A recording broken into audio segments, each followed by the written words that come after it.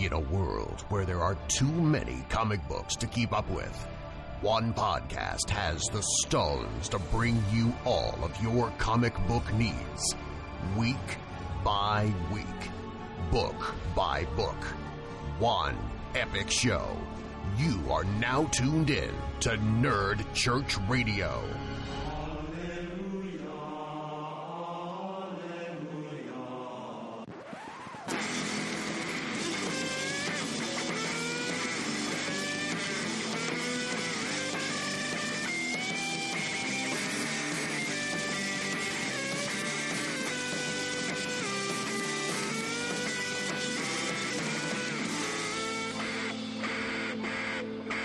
Hello and welcome to episode number 30. Really number 30. Is it 30 this time? Yes, it's really number 30 of NCR. I'm your host, Ben Dupé. I'm Travis Roseberry. Noah O'Toole. Ariel Dupé. And we are your comic overlords and overlady. And this week, I don't even know what week we're on. I always want to be like, it was a great week for week so-and-so of Rebirth, but I'm not Reborn number 3. There we go. Yeah, that just covers it. I'm not a go-getter, so I don't look that stuff up before the episode. But we're about I want to say maybe 2/3 of the way through Rebirth. I think it was like a 2-year plan. Okay. So I know we're over a year now, right? I don't think so. Not quite. Not yet. Not No. quite. Oh wow. Shit. Yeah, we still gotta go through the summer. Oh well. It Anyway. wasn't until Give the Oracle a second. Yeah, it wasn't. Ariel the Oracle. She's working overtime right So now. how was your week, Noah? Yeah. It was pretty good. Yeah. Yep. Spring break. Yeah. Yep. So I spent a lot of time procrastinating and playing video games and Geez, everything was this week. It's spring break, and then there was what was it? St. Patrick's Day St. yesterday. Patrick's Day yesterday. Yeah. Man, I was downtown and I looked out the window and it's like, where are all these people coming from? Oh, I don't no, understand dude. it. It's my first year working downtown at this time. I'm like, Oh, you work downtown? yeah. I was like, Oh, holy shit. cow. We should Yeah, have the people are lunch nuts. together sometime. Yeah. Yeah, man, I work on Capitol Square, and so outside my window I saw all the food trucks and and they have basketball courts, and we went down and played basketball on our lunch break, which was kind of fun. But mobs of drunk people, and I just get a Nintendo Switch, and I'm sitting out there on my Switch playing, and there's just drunk people wandering around with me. It's kind of funny, but Nintendo Switch came out too. That's a nice segue into the very DC related thing for our DC fans. No, not really. No, well, Nah? a segue with Synergy and other podcasts. I'll do it. How about this? Injustice 2. I say Injustice 2. Yeah. That will be released on the Nintendo Switch, although I'll probably get on PS4. Oh, that will be released on the Switch? Really? It was on Wii U. Injustice 1 was on Wii U, so I'm assuming that they'll release it on Switch. Yeah. Well, I wouldn't assume quite so quick, but they might. I don't know. I don't know for Do you sure. really? Why would they not, do you think? I don't know. Does the system Support it? support it? Right. I guess that's what I wonder. Does it lend itself to I don't know. the fighting game mechanics and the online? Oh yeah. Part I mean, it works logistically. It works the same as a Wii U. Yeah, The well, only true, I difference, is that you can actually the Wii U had that screen that you could play on your TV or handheld, but you had to be. It had the disc that you put into the console. This, the console is in the handheld, so you can actually grab it and go. So It's just that, I know, Overwatch has said it won't come probably to the Switch, and if it does, it would be several years. It's just Really? it runs on different software, different platform than both. The common thing, the PlayStation and Xbox.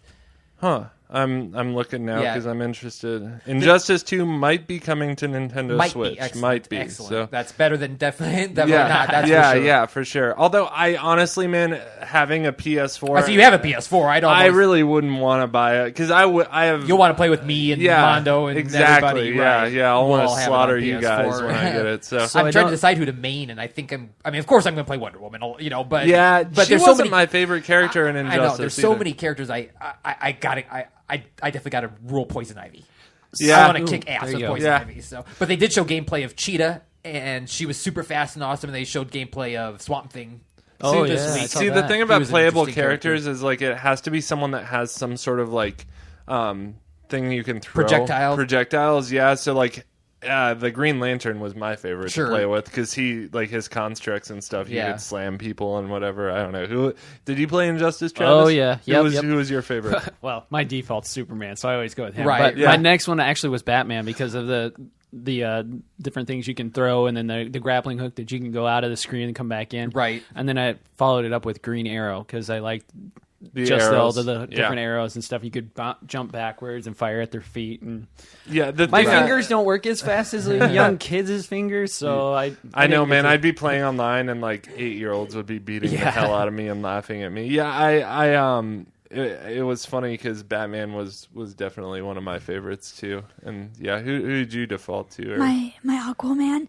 I like to yeah. get He was close fun. to the ground and just poke. Yeah, I did that too. Yeah, with this trident. You were And like I got to the point where I got this move where I was able to fake him out, and then I'd step in and push the trident out, and then flip him up over his head across. yeah. And it always Yeah. would piss him off because then they'd be on the ground and have to do a it's wake awesome. up. And Yeah, man. The one that would always piss me off though is when people would play Deadshot and just sit Yeah. there. Yeah. And they would just Yep. sit there and shoot at you I from forgot across about the that, game yeah. board. Joker, no, not same way. Deadshot. Deadshot wasn't in it. No, or Deathstroke. Deathstroke. Yeah, I'm Yeah. sorry. Deadshot will be in this one. Unfortunately, I mean, I say unfortunately just because I think the only reason he's in it was because of Suicide Squad. I do too. I mean, otherwise yeah. it's not that Yeah. original or interesting of a character. Yeah, especially he's to be just included in a he's video just an game. but- assassin. Yeah. Yeah, Just And a there's little other gun characters. random tangent. I bought one of the Batman Lego mystery pack things at Target, and I opened it up on the way home, and the figure was the Zodiac guy. Oh, really? I don't know much about him, so I learned a little bit today. Lame. yeah. He's like That's my review. he's kind of Lame. like Condiment Yeah. King. Yeah, sort yeah, of, yeah, right? yeah. So cool. Well, Way to start that off. speaking of Batman, we'll segue that into. By the way, before I go any further, Do you smell something in here? I think I smell Stephanie Brown. I don't know. I think you got a fresh stack of comics that are spoiling here, Ben. Yep, we are a spoiler podcast, or a Stephanie Brown podcast, as we like to call it. So, Did you want to know how many weeks it was? Yes. yeah. Oh, you know? Yeah. Yeah, just cut in, man. This is Okay. week 35. Week 35 of It DC started in Rebirth. June 2016. Yeah, so we started about 5 weeks in. That sounds right. Yeah, because we started buying all the comics, and then we realized review copies. Yeah. So, all right. So Batman number 19, story by Tom King, art by David Finch, Danny Miki, Trevor Scott, Sandra Hope, and Jordi Belair. Huge art team on this book, but it Yeah. was just penciled by one person. So the main man Finch. with the master plan was David Finch. He was the guy who was drawing all those amazing pictures in Batman. So Batman and Bane just duked it out, and Batman slipped away from Bane just long enough to make it into Arkham Asylum and catch a breather. While he was doing this, he apparently had enough spare time to talk all the villains into acting like road barriers between him and Bane. So the entire issue is Bane fighting all of Batman's classic villains like Two-Face and Amygdala and Solomon Grundy, and even Riddler was in there, which was really funny. And all the while he's working his way through Arkham Asylum trying to catch up with Bats. So the issue ends with a totally bloodied up, badass looking Bane about to face off with a totally bloodied up, badass looking Batman. And next issue, it all ends. So, what did you guys think of this issue? I love the art. I love honestly, I didn't think there was much of a story here. It was just action. Yeah. To be completely honest with you. That's how the last issue was, Yeah. too. But I loved it. I call this my book of the week, to be honest with you. Yeah, I think it was mine too. No, I'm interested to hear because you're not generally the biggest Batman fan. What did you think of this issue? Obviously the art was just stellar. I mean, that's what it reminds me of when I in the 90s when I picked up X-Men 1 by Jim Lee, it just had all the different covers, and it's just that super detailed, almost, every pencil mark has a story type thing. And I did love the just action of Bane going through each of the different villains, and coming to him. So, I mean, not a huge, Batman fan, obviously, but it was a good, fun, action-packed, spectacularly drawn issue for sure.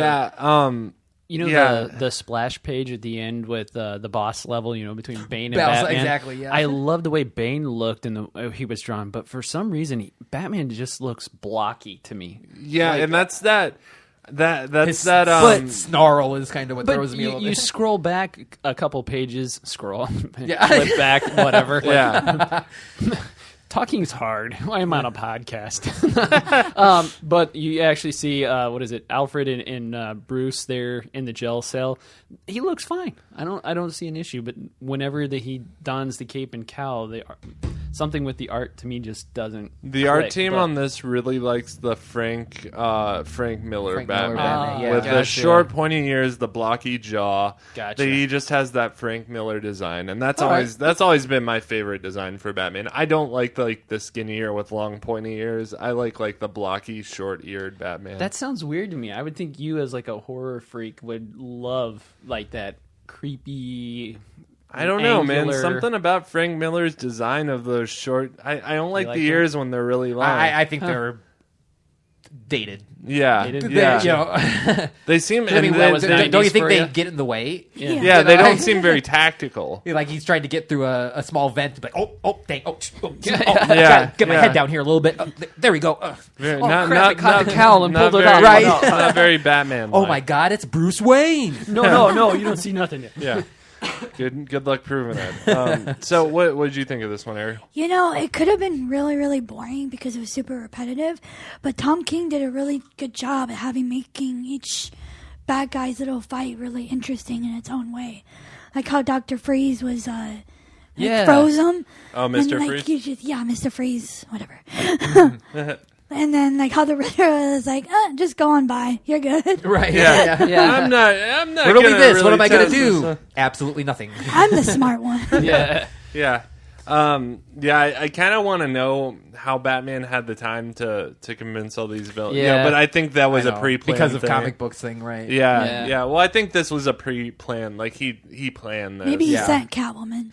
But you got to wonder then. Then it doesn't make sense. Why did he plan to bring Bane to the place where the Psycho Pirate and Gotham Girl are? Why didn't he put Psycho Pirate and Gotham Girl at a separate location and lure Bane to here where his stuff isn't? Correct me if I'm wrong, but I kind of took it. Well, I think they said in the very first 2 pages that Batman convinced all the people or all the villains that if he helped out, lower prison sentence. Yeah.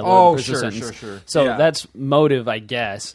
And then when you have a 300-year sentence, exactly. What's 50 years off? 50 Yeah. Woo! That's an easy piece of time. Save my breath. Other than that, I kind of think that the reason why he pulled Bane into Arkham, besides just trying to wear him out physically, was once he got so far in and drained of venom, basically, and beaten on, that he'd be able to just be like, okay, you're so far in. Yeah, we're going to push you in this cell, lock the door, and we're done with you. Yeah. That seems a little too easy, but at the same time, it seems a lot, but logical, I would think. I mean, that was what went through my head. Yeah. But I was like, you got too far into the belly of the beast kind of thing. Yeah. But why? So before this, he brought Gotham Girl to Psycho Pirate in Arkham to heal Gotham Girl. Mm-hmm. Why didn't he just go to Arkham, get Psycho Pirate, and take Psycho Pirate to Gotham Girl in the Batcave, and then make Bane think that, this is the guy that's supposed to have a plan for everything. Maybe that seems kind of... Maybe it was too risky to have Psycho Pirate in the Batcave. And, That's true. I mean, you don't have a safe house somewhere that you can, I don't know. That just seems kind of short-sighted. Call up Barbara and use the clock tower or something. Yeah, maybe. Yeah, something like that. Yeah. Or the JLA, they have their hideout, the Titans have theirs in Manhattan. So I don't know. But that little gripe, I don't think this is necessarily the most cerebral comic book in the world. I gotta stop you right there. You just said the Titans have their hideout in Manhattan. Is it really a hideout when it's shaped like a giant tower? T? Yeah. I guess it's not really a hideout. No, all it needs is little fluorescent lights pointing toward superheroes live here. That's like the young superheroes. Yeah. It's like the Avengers Tower. Sorry. Basically, yeah. Visuals on this, definitely the highlight for me. All the villains are just amazingly penciled, inked, and colored. This is one of those times where the art just hit it out of the park for me, man. I don't know. This to me, I haven't really read a Batman story this good since Capullo and Snyder were writing Batman back in 52. Agreed. I really I was so excited about DC Rebirth with Batman, and the first issues of it just kind of missed for me, and I Am Suicide got a little closer to being good, but not quite there yet. Here we've really hit a stride, I think. So I'm going to rate this comic book for you, but first I'm going to play our rating system so you know what I'm talking about. If a comic book is bad, we rate it as blasphemy. If the book is good, we give our blessing. If the book is not bad, not good, but just kind of meh, we rate it as stuck in purgatory. If the book is great, we rate it as holy. And if a comic book exceeds all standards of awesomeness, we rate that book as salvation. All right, and that being said, I still give this one a salvation. I wouldn't change a thing.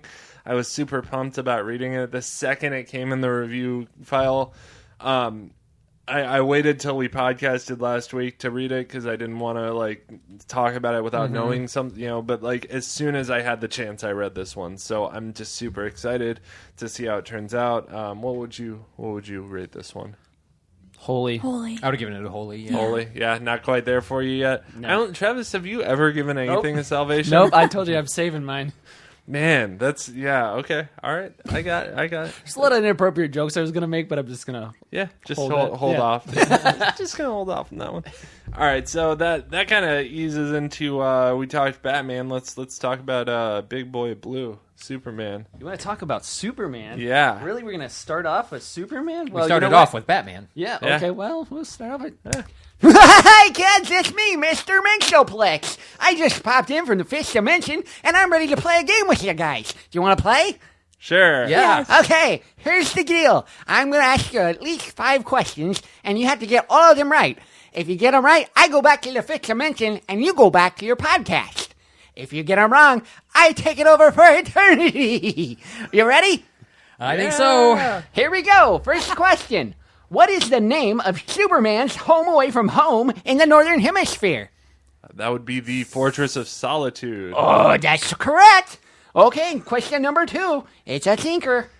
How many Earths exist in the orrery of Earth?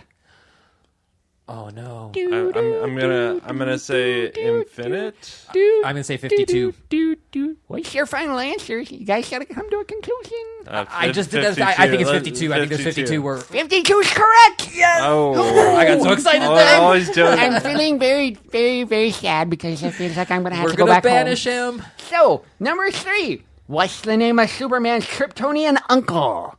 Ooh, Kryptonian uncle. So what's Supergirl's dad? Jor-El is Superman's dad. It's something like that. Yeah. Laura's her Oh my mom. gosh, I read Supergirl too. Jail Hill? Jor-El. That's what I said. Is that what you're gonna answer? No, wait a minute. Jor-El's. Come on. Is Jor-El Superman's dad? Who's Superman's dad? I can't believe you don't know my best buddy's dad's name. I don't know. We're talking Marlon about his Brando uncle played here. him, not- for Christ's sake. This is Jor-El. It's not Zod, is it? No, Zod's the enemy. It's Jor-El. All right. Okay, I think the time is up here. All right. It's Zor-El. Zor-El is the name. Zor-El is Superman's dad. I knew it was Come E.L. on. Oh, I knew it was like something like Hey, I think I might get a foothold here in this world. So, number 4. Who was Superman's childhood female friend from Smallville? Lana. Lana. Lana Lang. I will need a full proper name, please. Miss Lana Lang. Okay. That sucks. I thought I was going to get that one. Okay, number 5. Where does Clark Kent work? The Daily Daily Planet. Planet. Oh, no! I gotta go back to the fifth dimension! Okay, I gotta go back. You guys enjoy your podcast. Oh wait. No, that's okay. I was gonna ask him what his name was. You can't trick I me. didn't have to. Yeah. Oh, who was that? I just came back in. I don't know. Was that Mixer? He was a Mixer trickster. pick, He had some tricky questions. Tricky guy. Silly kind little of man. weirdo. Yeah. All right. He looked kind of like the Grinch too. From Did he? Oh man, Honestly, in Superman 19 Reborn Part 3, he did look like the Grinch in that fold-out page. He did. I saw that and thought the same exact thing. I didn't think it until I heard someone mention it on a podcast, and I looked back at it and I was like, yeah, he looks like a lot like the Grinch. Yeah. Okay, so John, while fading from existence of our world at the end of Reborn number 1, and he's transported to the 5th dimension in our current issue. Superman, distraught about losing John and Lois's memories of him and his family, calls out to Mxyzptlk. And pop! Here I am to play a game, Mr. Mxyzptlk states. But this is a new game, complete with 5th-dimensional contracts. The Infinite Planet is where this game is going to be set. The Infinite Planet is the planet building, or daily planet building, but it has multiple floors and ensues with wild, chaotic activities that we don't get to see at all. Yeah. Where John is at the top of the globe of the daily planet building, and the name of the game is Soups and Lois have to get to the top and save John. But his energy is draining fast, and as his energy drains, he's going to start losing his memories of John and Lois. Really weird, but kind of a neat little concept. If he fails, John will be imprisoned forever, and Lois and Clark will be lost in time, basically. Yep. John encounters 2 balls of red energy, which basically are the life force of Superman and Lois from the New 52. At least that's how I took it. Yeah. John and the life forces team up to escape the globe and save his mom and dad. The life forces enter Soups and Lois, and the glowing red energy goes into their body and transforms both Lois and Clark, or Superman, to look like Deja New 52. So we get the classic 52 costume of Superman, and we get the young, spunky reporter look back for Lois. And Mxyzptlk. Yeah. Pulls a Deadpool and acknowledges the fourth wall. Yeah. And we conclude our story in action number 976 next time, which I have in the Dropbox and I still haven't read because I don't want to. Don't spoil. I don't want to pull the thing where I'm like saying like, "Oh, I don't know what happened here," and I really do. Like I don't want to do that, so I'm just like I don't read it. So I had a hard time rating this. I'm going to go with Holy, and it's not just because I'm a fan of Superman. Hey man, it's a neat little story or concept. I thought I was going to hate Mxyzptlk for coming in and screwing up my whole Watchmen thing, but it's what he does, and they wrote it really well, I thought. It's an out there story, it's an odd story, and we can see why Mr. Oz wanted him off the game board. Yeah.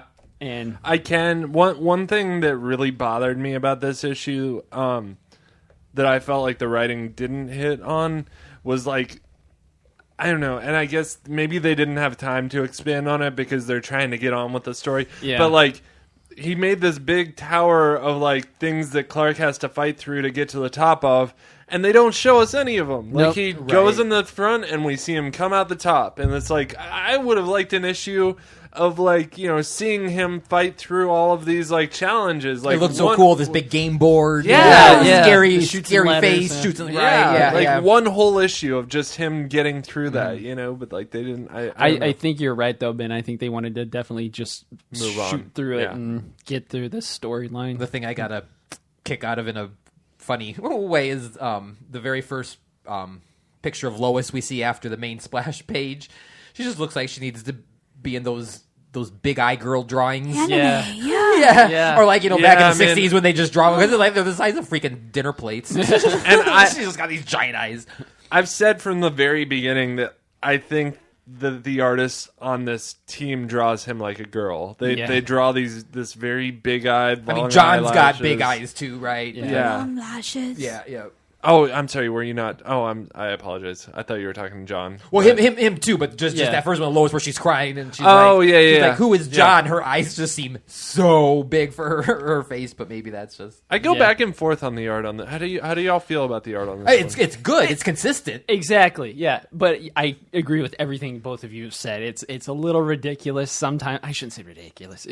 Over the top. Maybe it's appropriate on mixtleplixed. Yeah. It's too cartoony sometimes, But- I guess. Yes, Yeah. but I kind of like that drawing. I mean, it's a at comic times, book. so- You're right, Yeah, and for it's God's fitting, sake, but yeah. it's just when like you have something like Batman that we just looked at, and David Finch's style. Yeah. In your mind, it's it's hard to compare and Talking about rate one artist against another when it's almost Yeah. apples and oranges because Yeah. of the style. But Yeah, I mean, it's like comparing Jim Lee and like Scotty Young or something. Right. Scotty Young's the guy who drew the little cartoony, the cartoon Magneto up Yeah. there. Yeah, so it's like comparing those two. I mean, they're both good in their own right, I guess. But I enjoy it though. I and thought it was this also kind of the way he draws Superman makes me think of like the Fleischer Studio days with the cartoon. Yes, Just yeah. this big square jawed Yep. Yeah. Superman. So it kind of has that fun barrel-chested, right? Yeah. Yeah. Yeah. Yeah, kind of that. I liked it. Batman. Maybe Holy's a little high. Like I could also accept a blessing too, but I'm I between. kind of like it. I've liked this little run because they've totally taken my conception of what I thought this Reborn was going to be and turned it on its head, and I haven't hated it yet. You know, Yeah. Do Or we? I can't condemn it. I should say. I'm there with you. I'm between a blessing and Yeah. a holy. Yeah. I think high blessing, low holy. Yeah. I would have said high blessing. Yeah. Yeah. I mean, it was really good. And it was really fun, especially if you liked last time Yeah. and had fun with that big reveal and all that. I mean, this is an appropriate follow up issue for sure. And it so- is, yeah. for sure. So what do you guys think? I think it's at the very beginning, right before they start playing the game. They're walking through this area of blue, and there's an infinity symbol in front of them. And Superman's like, "What is this place?" And he kind of makes you as pit like pulls it off or plays it off as, "Oh, we're inside the essence of who you are, but don't worry about that. Just keep moving along." And that's blue. And the new 52 Superman is red. And my mind went crazy into, what is it, the early 2000s, late 90s, when we had the blue Superman, red Superman energy yeah. construct And it was stuff that just threw everybody off and made them mad. But I thought, oh man, is this an homage to that, or is this am I just reading deeper into it? It might be because that's how they're explaining the new 50, aren't they? Is that how they're kind of explaining the continuity of it? Right? Yeah. Yeah. I mean, didn't that get mentioned? Something about the energies or? Yeah, they talked about That part in kind of this. went over my head, honestly. Yeah. I don't. There's a little bit you kind of have to go, whatever. yeah. I didn't read much of the new 52, so honestly, I'm really excited because I know everyone loves it when I drop names and stuff. But a podcast I really like called Weird Science. They do like a really long weekly podcast where they cover all the Rebirth issues, which is really great. But they're also now starting, I think, like they said maybe a bi-weekly show, and they're going to go back and cover like books from the new 52 that they think are really key. So I'm really excited because the only way that I get any new 52 info from stuff that I didn't read, like Superman, or I never read any new 52 Superman. Wow. Yeah, Okay. yeah. I you're read missing New out on a lot of like little tiny things. Yeah, and I just didn't. I didn't start by that time. Yeah, and, sure. But I did read New 52 Batman. That was pretty much the only thing I consistently read.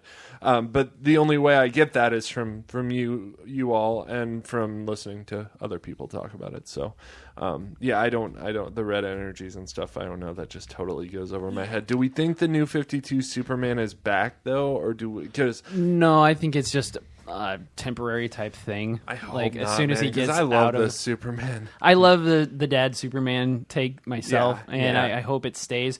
But my mind also went to another spot and went, oh, are we going to get like rid of Superboy John, and the red energy is going to go into him, and then we're going to have both Supermans back? And I'm like, no, I really hope not, because we've got Super Sons. We're only on I issue think Yeah, 2. Super Sons. Super Sons is the Yeah. one thing that Yeah. kind of gives it away. Yeah. Nothing happened to John. But I almost don't wonder, is he going to technically be an orphan? Because his mom and dad aren't his mom and dad, are they? Or They just made such a big deal about bringing the hope back into the comics Yeah. and keeping this Superman. And I remember back in when Rebirth started and Action Comics started, there was one big splash of like the old school Superman, and then like, you know, the guy from the bar in New York was like, Superman's back, you know, and like it was his buddy from the bar, I forget what his name, Bibbo. Yeah, he's like, oh, that's Superman, you know, or whatever. Like, I mean, I think that was a big deal to bring that Superman back for them. So I think I hope they keep him, because I do too. I like hopeful Superman rather than angry, upset, dark Superman myself. Now, when you say be an orphan, what do you mean by that? Well, the universe where his mom and dad are Superman and Lois, they go away and he gets the new 52 Superman and Lois as, I mean, it's still Superman and Lois, but it's a different. Oh, I see. A different version of them, a different universe. So his quote unquote real mom and dad aren't there. It's a different set, but that might be reading a lot into it too. I mean, when you start dealing with and it's mixed universes, and, you know, and he has a constant ability to meld and destroy timelines and universe, you know. Right. So yeah, it does kind of get to a point where you're like, God, whatever. Come on, DC, just tell me what's going to end up happening. One thing I heard brought up too from people who are talking about Mixius Pitlick nice is job. you taught me well, right? senpai. So is, you know, I didn't like it at first. He's actually more powerful than any of the Watchmen characters. I mean, he is more powerful than anyone in the DC universe. He's more powerful than a god. He can do whatever the hell he wants to. And I mean, so when you think about it, there's just no point in even trying to guess, because it's just like he could do anything he wanted, anything at all. And like, you know, so it's like whatever we guess, it's probably going to be wrong. They're probably going to pull one out of left field for us. Yeah, so. they always do. Yeah. Ariel, what would you rate this one? I actually gave this a low blessing. It felt really, really flat for me. And I really liked the arc so far, but the story was just very blah to me and didn't really do anything for me at all. It's very weird and mind-bending, but I enjoyed it. I don't know. I've been really into the Superman series since Rebirth started, too. So I think it just depends on if you've been digging what they've been laying down so far and stuff. So with that, I'm going to move things on. I think a natural progression is to move on to Trinity, a book that I really am glad that Noah got, because it has Circe, and I want to know. I didn't understand a lot of it. So okay, interesting. Because I would have to slight bias, but this is my book of the week. I figured it might be. I really liked it. So we got Trinity number 7, An Unholy Alliance. And it is done by the Trinity of Cullen Bunn, Clay Mann, and Miguel Mendoza. Clay Bunn is just a great writer. He's had run on X-Men that's fantastic, and Clay Mann is just I just think his art is beautiful. Right off the bat, I was like, yeah. Just a question for you. Is this, because the new Pandora's Unholy Alliance, or the new Pandora's, is this like a number 1 of a story arc? Like, is this the beginning of a story arc? Because I wasn't sure if I was confused just because I didn't read the last issue, or... This that is kind of confusing. This starts a new arc, but it's also sort of a standalone. Okay, cool. I think... because next month it's called The Truth About Superman, and I order my hard copy comics from Previews magazine, and so you do that a couple months in advance, and the solicits don't seem to continue the story here. Okay. But in 3 months, Trinity Annual comes out, and it's back to the story. So I think this is going to lay the grounds for some future events. Okay. But we'll see. And this one, it's called The New Pandoras, which is interesting. And Lex Luthor and Ra's al Ghul have found themselves mysteriously drawn to some ancient ruins and are surprised to find the mythical sorceress Circe behind it all. She claims to be a pawn in whatever is happening to the three of them as well. She shows them what appears to be 3 Lazarus pits, only they're actually called Pandora pits. In a flashback, we see, interestingly, the Pandora from the New 52. And she's the same Pandora that was created by the gods and unleashed evil on to the world. Only some of the evil, according to Circe, did not want to be in man's world and retreated to these pits. Suddenly, a grotesque monster that's part Superman, part Wonder Woman, and part Batman rises from the pit. Part Solomon Grundy. Part Solomon Grundy, right? Yeah, looked like Solomon Grundy in like a weird costume. He's like, me go as all three for Halloween. Oh, man, yeah. So I know that makes it sound funny, but he's supposed to be really scary and menacing. Yeah. What does he say? Solomon Grundy, born on a Monday, died on a Tuesday, got dressed on a Thursday. Here, I don't know. There we go. He raises up out of the pits, and Cersei explains that this is a test, and that the Pandora pit can sense their greatest weakness, and if they can defeat it, the power of the Pandora pits will become theirs. And so obviously Lex Luthor's greatest weakness is Superman, Ra's al Ghul's is Batman, and Cersei's is Wonder Woman. I thought Lex Luthor's greatest weakness was his alopecia problem. No. Hey, he's turned that into a strength, man. He rocks that chrome dome proud. Yeah, he does, yeah. Eventually, the three of them combine their powers and drive the monster back into the Pandora pit. In the final page, Cersei shows Luthor and Raj a giant relief carved into this ancient temple that appears to show the three of them being worshipped as gods, and she points out that none of them might have a choice in what's going on here at all. Yeah, I think it makes a lot more sense now that you read it back to me. I was just it was a very weird issue for me because it was like, okay, this is Trinity, but it's a new Trinity. Yeah, much like I think Detective Comics and Action Comics, they've taken the title of Trinity, and we don't even have our top three. You know, we don't have our Superman, Batman, Wonder Woman Trinity in it. We have, you know, their counterparts. I don't know, like, you know, obviously, you know, Red Hood and the Outlaws is one of my favorite books. Yeah, and you know, that's they're not evil versions of our heroes. They're just like rogue versions of our heroes, you know, anti-heroes kind of. And here, I mean, you know, we've got the Trinity's main villains, you know what I mean? Lex Luthor, Ra's al Ghul, and Cersei. I mean, there's some powerful bad guys here. And I love the idea of taking, you know, the Trinity, the three characters I like, and focusing on their villains, just, you know, because I love the villains, and so I'm hoping this blossoms into a very exciting. So I'm in absolutely no way like a big historian on Wonder Woman or anything. So can you explain this to me, Noah? Is Cersei Wonder Woman's biggest enemy? Well, it's kind of we've talked about it on the Wonder Woman podcast.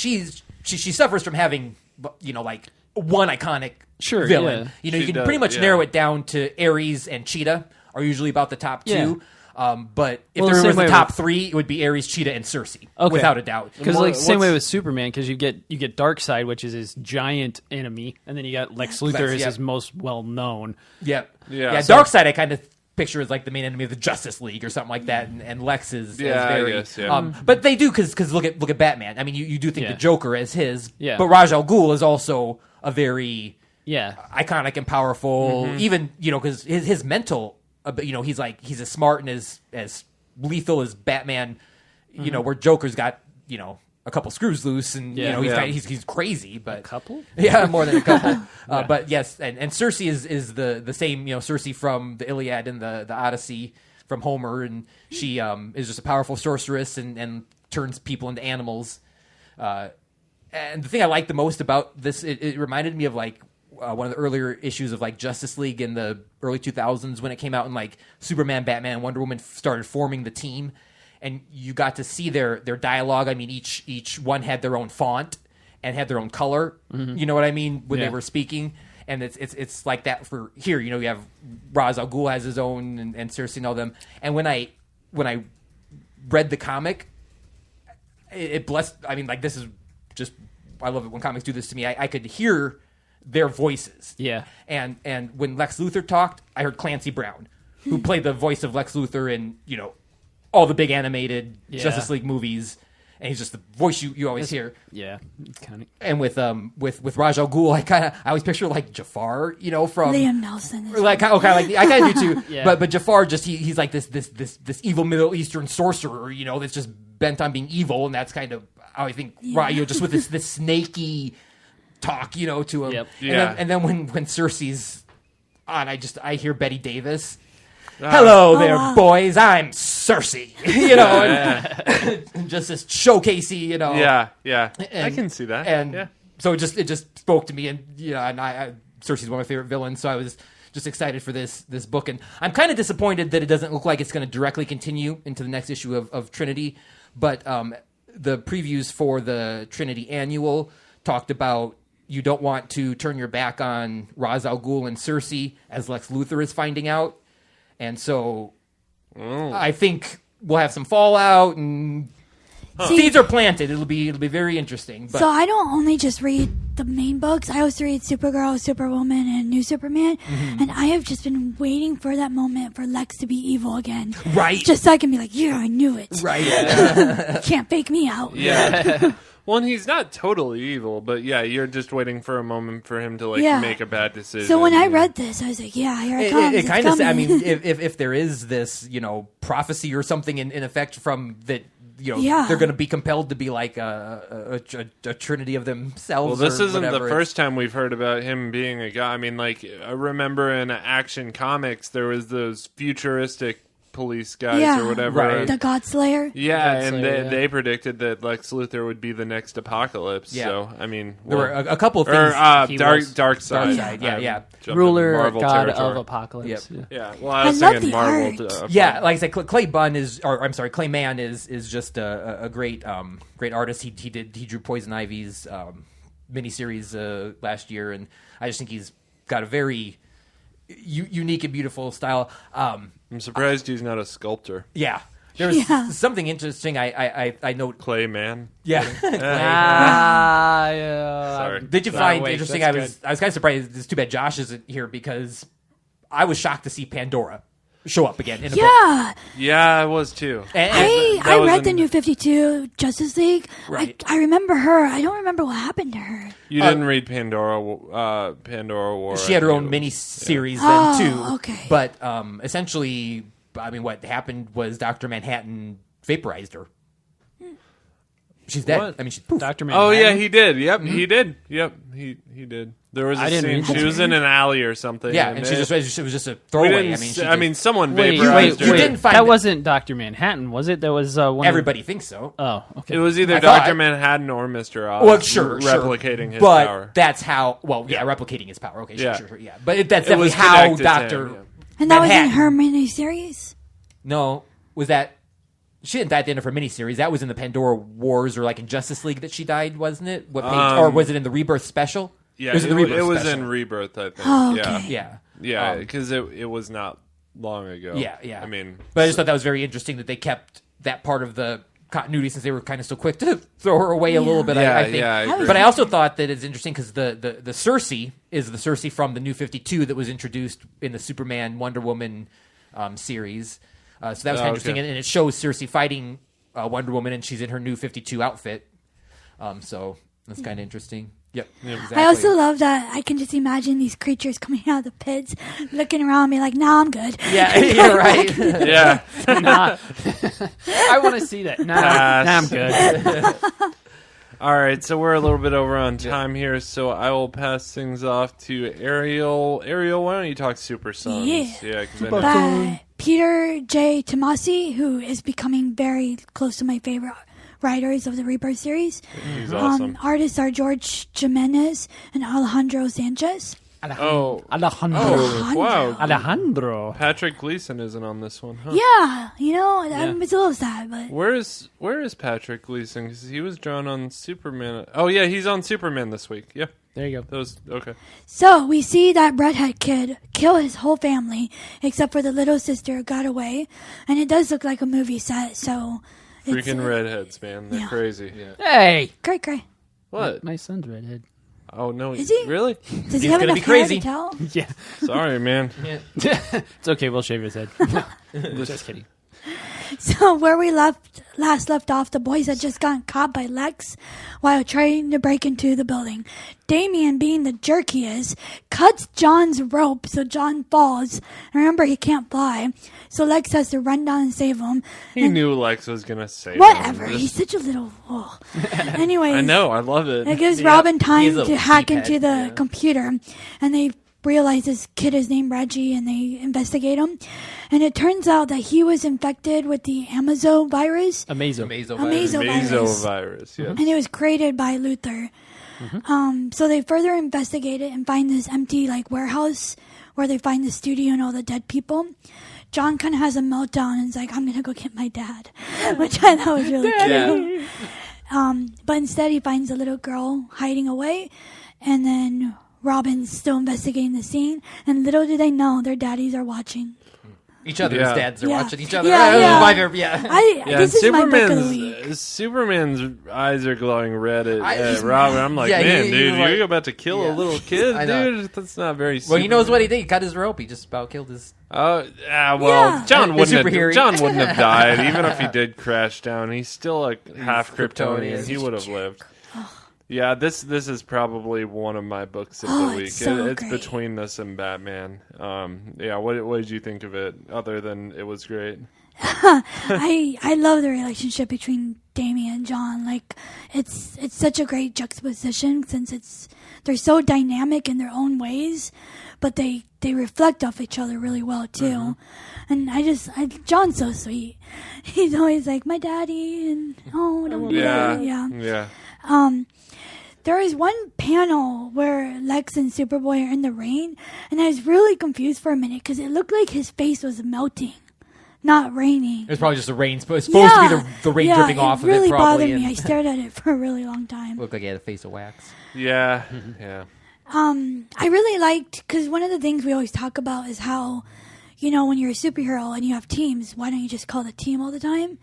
In this issue, they actually addressed that. John's like, hey, why don't you just call the Teen Titans? And Robin's like, I want to prove myself that I can do it without them. So I really, really like that aspect. Yeah, they did the same thing in Batman this week, too. Really? Yeah, when Alfred and Batman are talking in the prison. Yeah, why didn't he call it? He said, I did it in the square or something like that, and we all see how that worked out, and they just kind of dismissed it and moved on. Oh, okay. Yeah. Well, Batman's a loner, too, so his stuff... No, I'm just saying, I'm with you, Ariel. I like when they say, I've got a team of superpower, let's call it Superman, and we have this done in a second. Call Flash. And I'm curious, too, why, when John was like, I want to go get my dad, why didn't he just say... Dad, can you come here? Yeah, exactly. Daddy.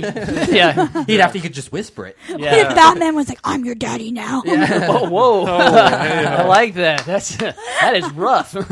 No. I love these last two panels, the last page. Yeah, that's very iconic. I'm glad you guys reflected on that last two. Each other's dads are actually there. I don't know why, but I thought for a while that those weren't actually their dads. They were I was thinking evil copies or something. Well, because if you remember at the beginning of this story, we got a little foreshadowing of John and Damian running through the woods. Yeah, with their robot versions of themselves all around them. So I don't know, man. It might not be. The eyes. That's why I thought they were evil versions or something. Because the Amazo virus is still out there. There's lots of odd things, but I have to say I love the first page where it says "When I grow up." I don't know what you call that. It's not the title page, but the opening. I love the way that John looks like a scared weenie hanging off the bat rope. But Damian's just so cocky and oh god, this Lex guy's back.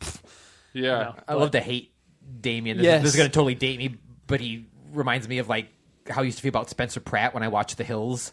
And he's just like the villain, and you just you like to hate him, you hate him.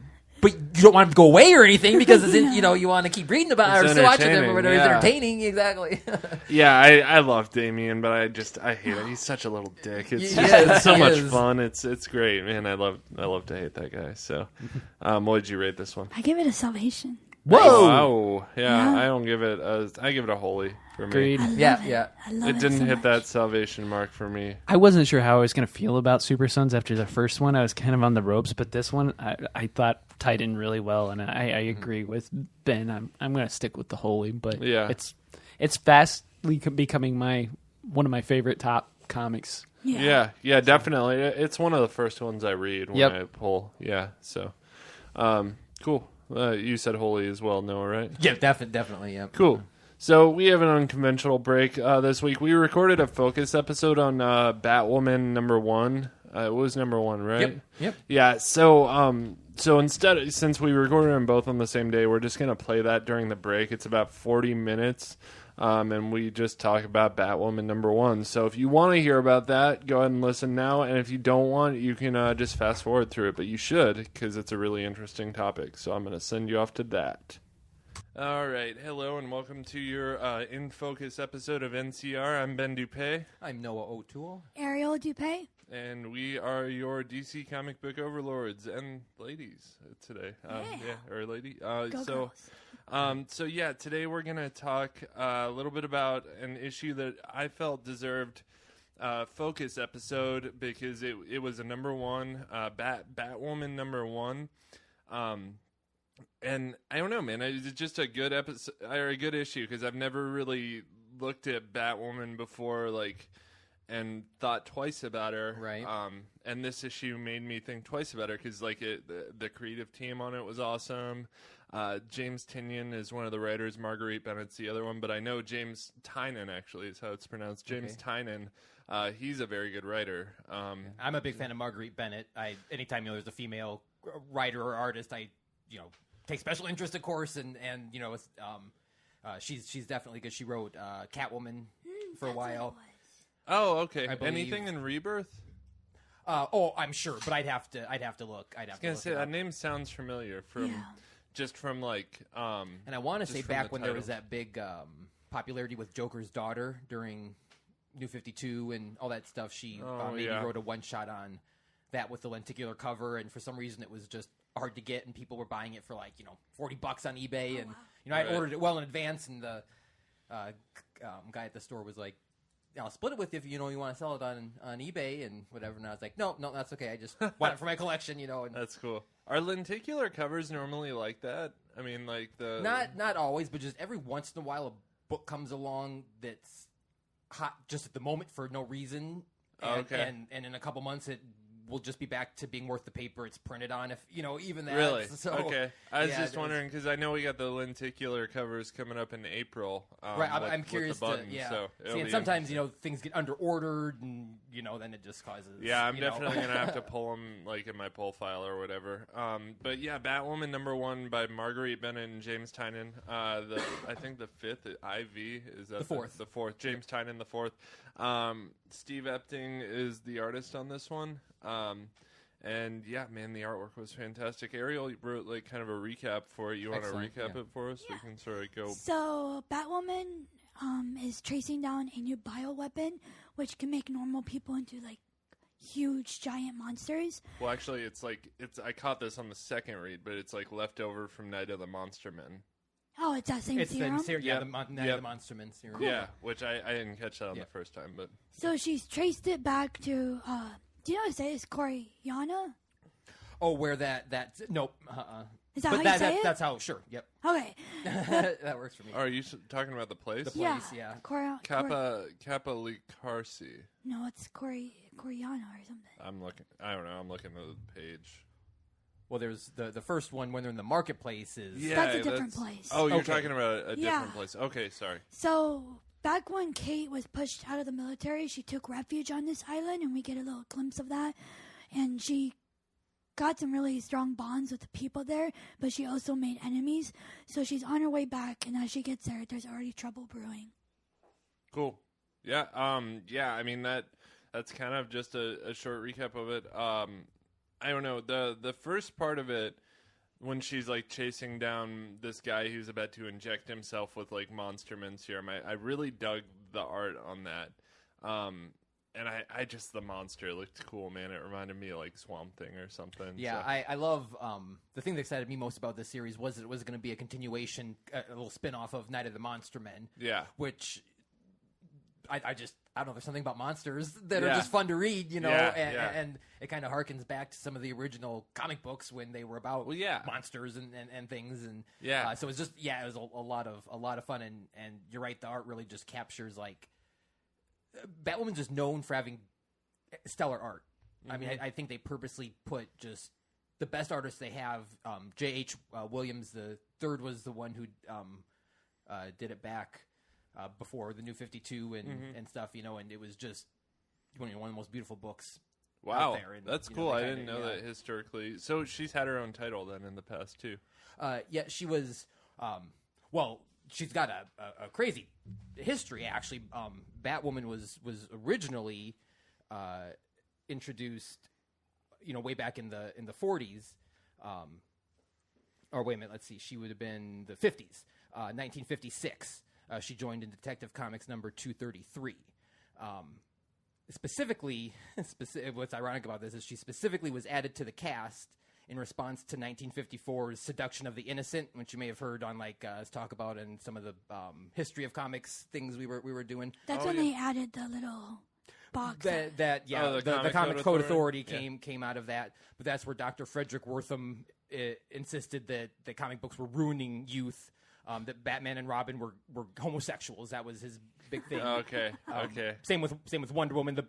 The bondage and the lesbian overtones on that, and so, you know, comic books were ruining the kids, and so as a direct counter to that, to reinforce Batman and Robin's heterosexuality, they introduced Batwoman. Was this Kate Kane Batwoman? Yep. Oh, yep. really? Kathy Kane. She went by Kathy Kane. They're both essentially the same. The current one goes by Kate Kane versus Kathy Kane. Okay. But they're both, I believe, Catherine. Okay. Kane. Cool. And then later, Batgirl, hyphenated, Bat-Girl, joined to be a love interest to Robin. Okay. But cool. then later, in the 60s, 64, Julius Schwartz took over as editor and dropped them and dropped Batmite and Ace the Bat Hound and all the like things like that. All the goofy stuff. Right, went back to, you know, and then a little bit later the actual Batgirl was introduced in the 60s, and that's kind of what is stuck as canon. But then she did get reintroduced in, there was a book, a series, Grant Morrison was buying it, called 52. Oh, yeah. I started that, and I still haven't finished it. Long story short with that, I mean, I haven't actually read it either, but it takes place, it's supposed to be 52 weeks in a year, and so each issue is once a week for a year, and it's supposed to chronicle the missing year that disappeared after Infinite Crisis. Okay. And that introduced her back into modern, you know, canon or whatever you want to call it. Oh, wow, okay. I didn't know 52 was the one that did that. Yeah, and then I guess, I mean, I can talk about some further recommended reading after we're done, but there was she was kind of reintroduced in Detective Comics in 2009 and 2010 with J.H. Williams III drawing, and she also had a New 52 series. Okay, cool. Awesome. Through 2010 that ran through 2015, so 5 Yeah, I didn't years. know. I didn't know she actually. That's crazy. 5 years too, huh? Nuts. Wow, that's cool. And so, but this is her first rebirth. This is her, Yep. And I kind of wonder, like, with this issue, like, how much of because they say like everything in the New 52 is still part of continuity, pretty much. It's just, but not really. Some of it's up in the air. There's a lot of gray areas. Yeah. So I kind of wonder because like, you know, so she kills this monster guy, and she turns around and sees this, like, you know, I want to say, like, African tribe-looking assassin lady. And, man, it just reminds me, you guys have both seen Captain America Winter Soldier, right? Mm-hmm. You remember the part where he's in Samuel Jackson's apartment, and Samuel Jackson's like, we're not alone, you know, my wife left me.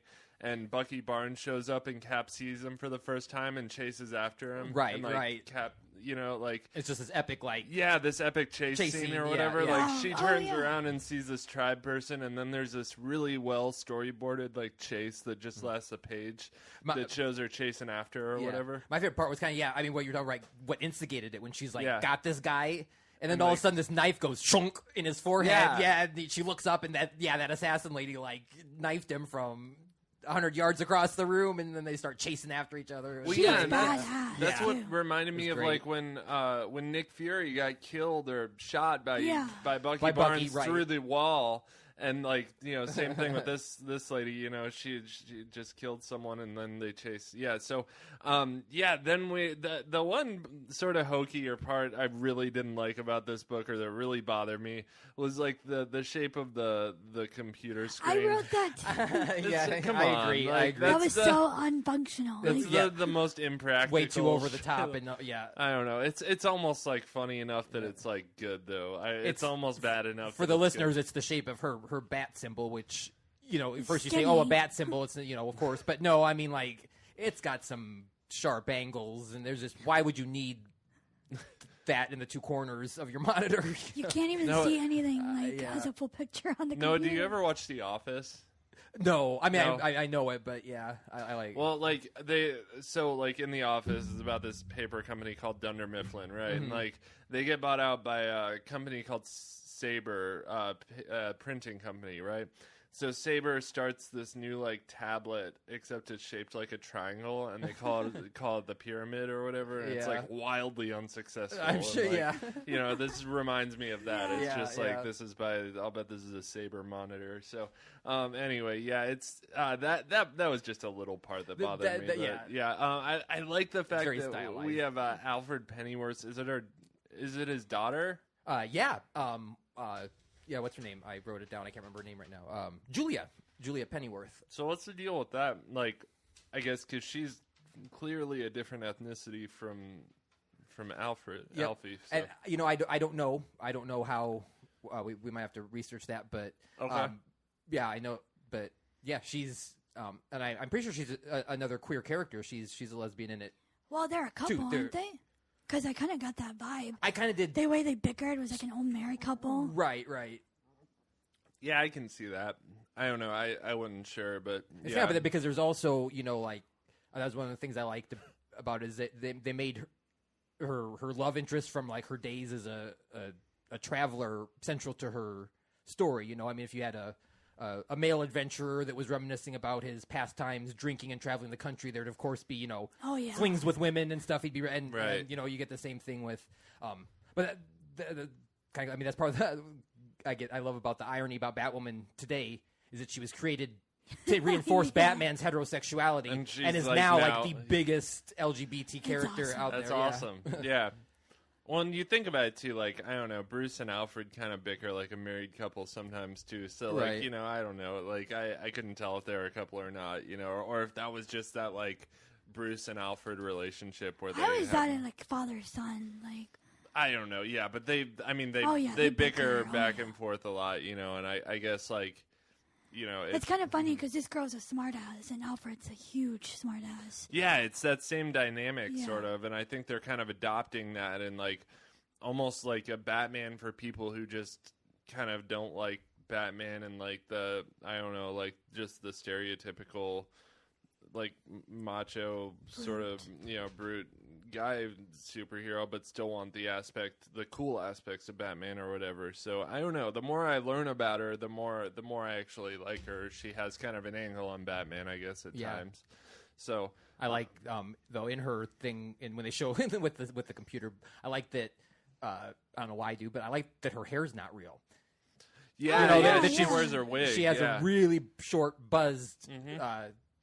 Red hair, and she wears a wig along with her costume, which I like because in the 60s Batman show, Batgirl used to wear a red wig. She wasn't a red natural in that. She'd wear a red wig, and the original Black Canary is actually a brunette that wore a blonde wig. Oh, really? Yep, like the original one. Tell all you guys, if these girl superheroes were real, they would always have ponytails. Yeah. Because doing anything with your hair down is impossible.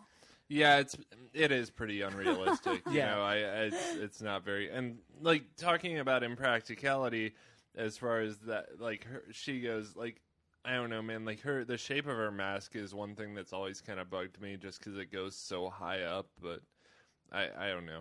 Yeah. Now, you could maybe use the old excuse that they use, like when Batman had the really tall, pointy ears, and they had radio receptors in them or whatever, so he could get better. Yeah, I guess. I can't ever tell if it's like a full-on cowl that covers, like, goes all the way to the back of her head, or if maybe it's just like a mask. Clamps her wig in. Yeah, maybe the wig is, the wig is connected to the mask. Yeah, that's how that works. Maybe it has a bulletproof thing in the, I mean, you know what I mean? Yeah, so she could, like Batman, gets shot in the head. And, so yeah, while they're sort of, so she chases down this assassin, right? And like the assassin gets away, and like then we get a scene of them back at the Mediterranean Sea, which is they're on the Batwoman boat, I guess, and they're just kind of talking back and forth about, you know, where they've traced this weapon that Batwoman captured, you know, where she traced it back to a place called that's Coriana. That's the Coriana, right? Okay, Coriana. That's the place you were referring to. Yeah. And that kind of drifts Batwoman off into this sweet like memory sequence. So beautiful.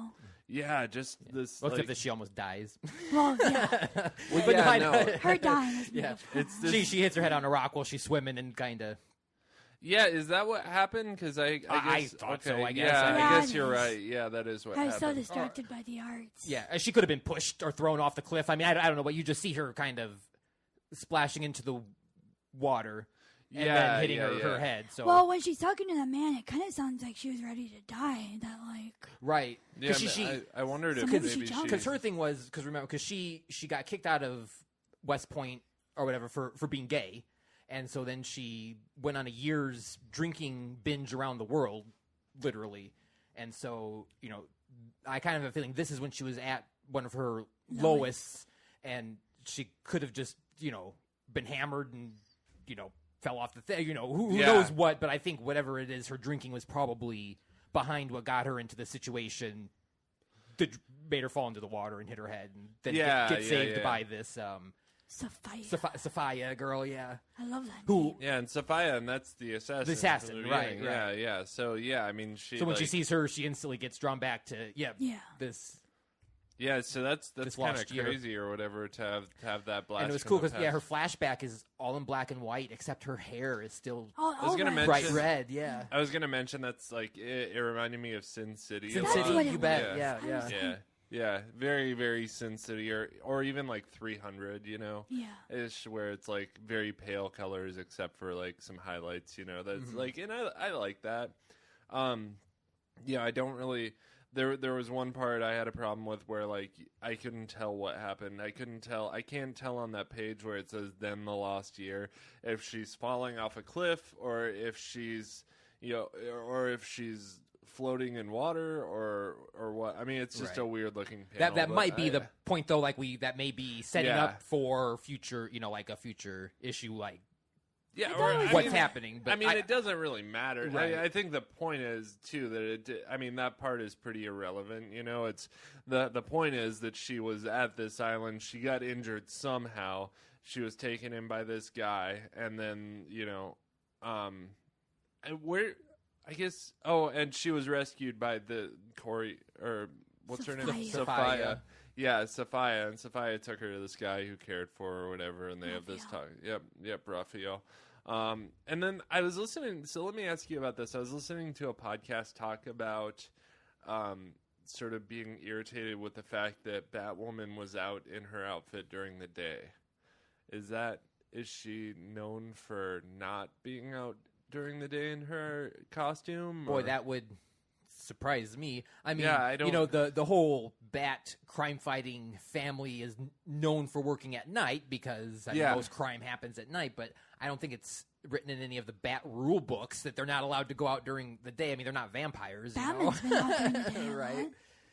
Yeah, I don't know. He was out with, unless somebody's confused and thought she was a vampire from the white skin and stuff. Yeah. I don't know. If so, they don't deserve to be doing a podcast. I guess. No, I know these guys. Okay. They work at a comic shop, and I was working, and maybe I was half listening or whatever. Part, right. Yeah, and I just heard part, but that's something about that. But I really like the change in tone where we jump back to like now she's like going to this island, Coriana.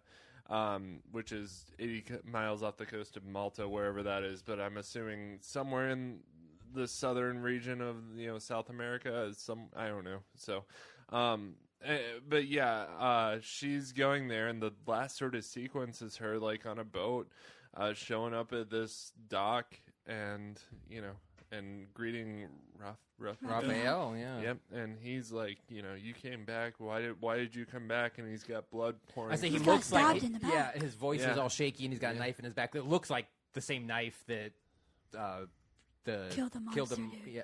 Oh, where are you seeing The that? very last. I can never remember her name. the Sophia. Looks the like Sophia's hilt knife.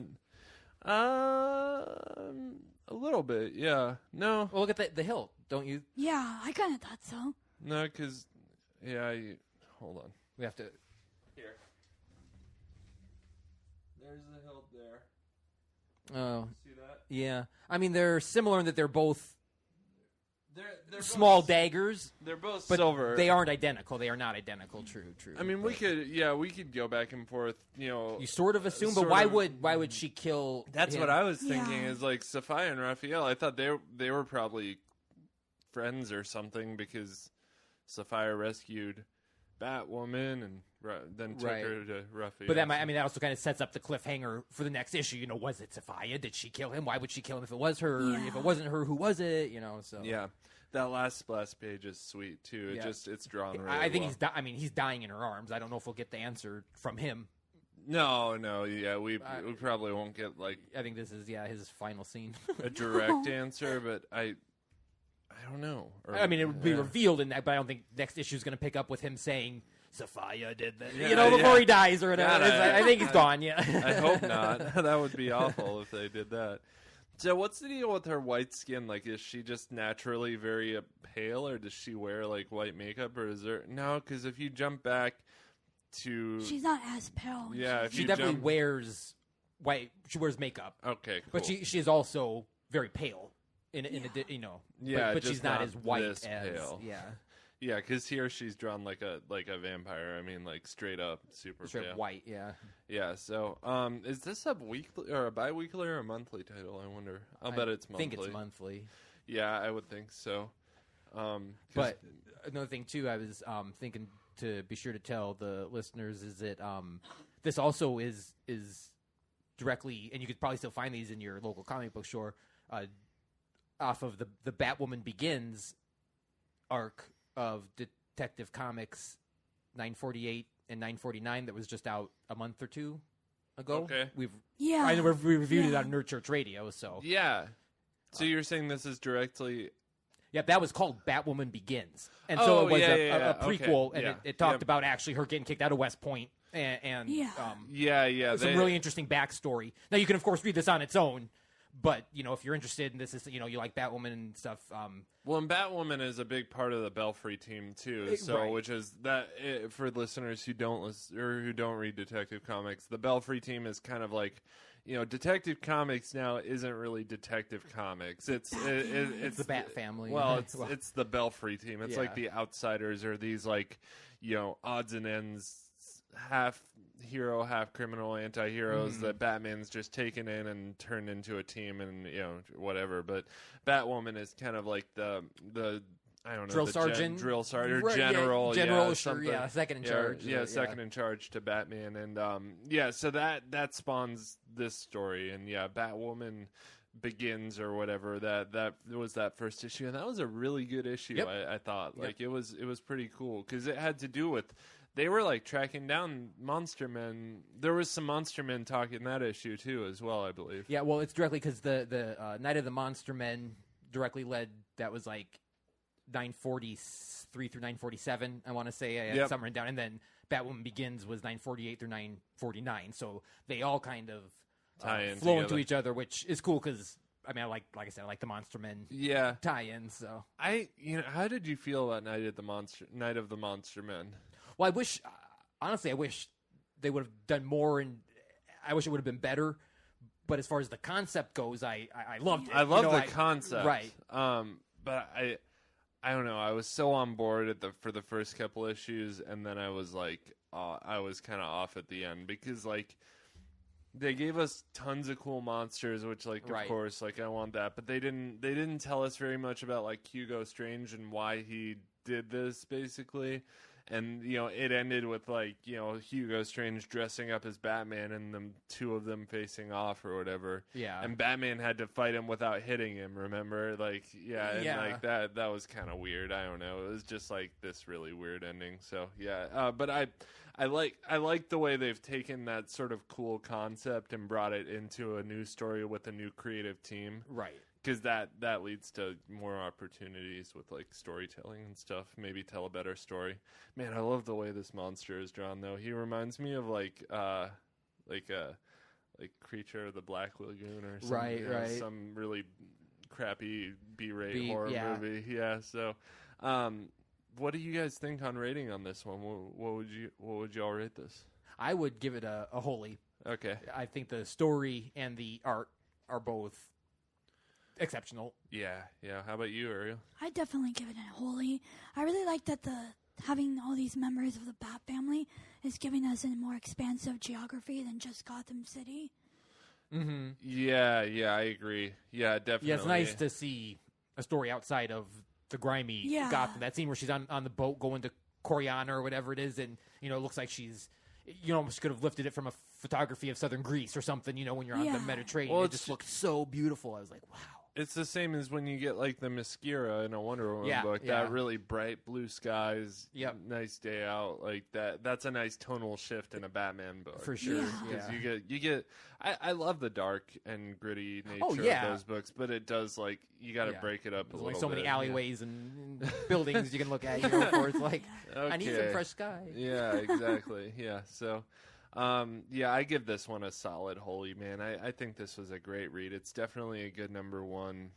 I'm pissed that I didn't put it in my poll file. I hope there's more left out there. I'm interested to know if there's like a history on this Coriana, was it? Yeah. I would tend to think probably not. I think DC tends to create fictional places in the real world. Yeah. So like Malta's a real island, and obviously and stuff like that. But so the kind of places where you can picture it or whatever. But I doubt it's a real. But no, I was thinking. I'm sorry, I meant. Oh, like in the comics the history. Girl. No, the girl. I'm sorry. The Sophia. Oh, Sophia. Yeah. How do you spell that name? SAFIWAH. Oh, I have YAH. Oh. I'm just interested to know if this is I like bet a recurring. She's created for this. I really like saying her name. Yeah. Yeah. Nope. She is not on the internet. Brand new. Yeah. But there are some cool articles out there. Batwoman is a triumph built on the failures of Kate Kane. So she's like is she like a recovering alcoholic, or is she like just kind of like went on a binge now and then, or I mean, is that part of her character history? Oh, yeah. I would say so. I'd say to the point it's even central to this story. That's now.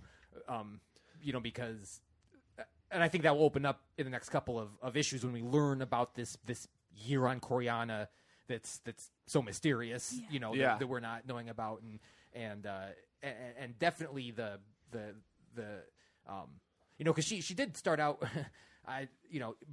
in both her very early 50s version and today's version, she's a wealthy heiress that wants to emulate Batman, and and so I like that they have made her going to West Point and getting kicked out for being gay and having an alcohol problem and going on a world as more central to her story than the similarities she has with Batman's origin, where she's a rich girl that wants to be Batman. You know what I mean? So, to me, it's just I think they're focusing on the right aspects of her to make her interesting, and that includes her sexual identity and her alcohol Nice. Yeah. And her relationship with her father, because that's obviously that's a very interesting aspect. Right. Yeah. That, man, like, that to me was when Detective Comics was like at its peak and rebirth, was like when Tim Drake got killed. Spoiler alert, but it's been a little while, so didn't really die, but disappeared. Mr. Oz captured him or took him out of the picture. But that to me was like that whole like her father and his army or whatever, and them, sort of, they're bad guys, but they're not really the worst guys, because they're really trying to stop the League of Shadows. Mm-hmm. So it's interesting for sure. Like, I don't know. I really like that aspect. And I like the drug addict aspect. I mean, I'm a recovering drug addict, and like, I've always really liked Roy Harper's story, and like hearing about that and seeing that in comics, and like, because it's like, I don't know. People like things they can relate to or whatever. Absolutely. So it's just cool to see like Batwoman or her have that. I mean, anytime you see like yourself represented in a comic book character, you're like, yeah, man, that's awesome. Like, I see a little bit of yourself in there. So that's I wonder if any of her obsession with Batman came from her father's, because he seemed to have an obsession with Batman. Right. Too. Probably. Well, Bruce is her cousin too. That is true. Yeah. I don't know if Is the that was revealed in Detective Comics. I think it was revealed in Batwoman Begins. Like, that probably her and Bruce as kids sitting there in a church talking, and they're cousins. Because the original one was not, and then when they introduced her in the 52, they had a thing because I think Martha's maiden name is Kane. Oh, okay. Yeah, I didn't know the Martha's Martha. maiden name. Yeah. Why'd you say that name? Why did you say that name? Yeah. No, but that's part of her obsession too. Was I think she knew from pretty early on that he was Batman, and I sort of like her being related to Batman again versus the 50s version of I just want to be Batman, so I'm gonna I do too. Just funny note to the listeners, that original one where Batman carried a utility belt, Batwoman carried a purse. Oh, God. And, and where Batman had, his different gadgets, she had a lipstick with knockout gas. Jeez. And a compact filled with sneezing powder. Wow. Sneezing powder. Talk about badass stuff. Yeah, no, I really like they're exploring with her, how can I be what Batman can't? Yeah. And I like that, because there are certain things... What can Batwoman do that Batman can't? Yeah, Batman can't do certain things, or he can't be certain people. I guess those questions haven't been answered yet for me, like, who is she that Batman isn't? And I hope they explore that further, or tell us that, maybe indirectly even. Like, they don't have to write out, say, like, well, I'm this and Batman can't be this, but I'd like to gain that knowledge. Batman can never chill, so I guess if she just chills out a bit, she'll beat him. Talking a non-gravelly voice. Yeah. I don't know. A high-pitched voice. Yeah, she does that. I think they're talking about, I don't know, what do you think they mean by that? Like, what can I be that Batman can't? I don't know. I think they're trying to give her own identity. What makes Batwoman special or different from Batman, which is, I mean, a legit, that's what people would say, but I don't know, I almost wonder if it might be a little impulsiveness. Yeah.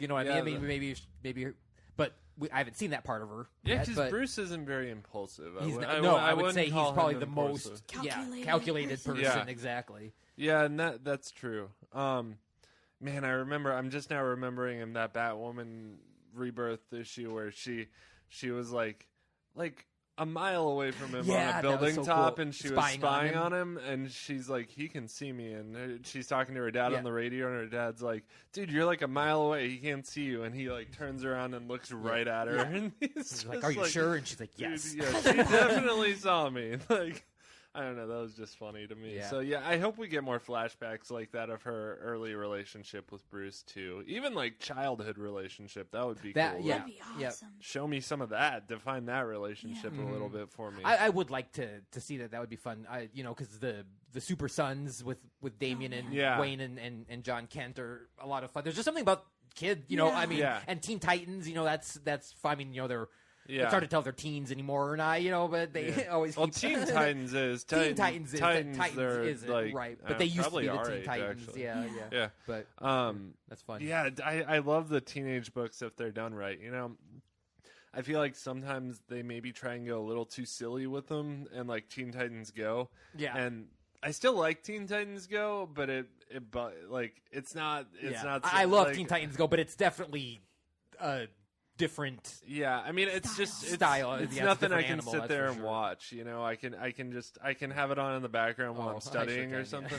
I've got favorite episodes and everything. I don't know, man. I like it. I also think that I do. Oh man, I do love Beast him. Boy. Oh my God, he's so funny.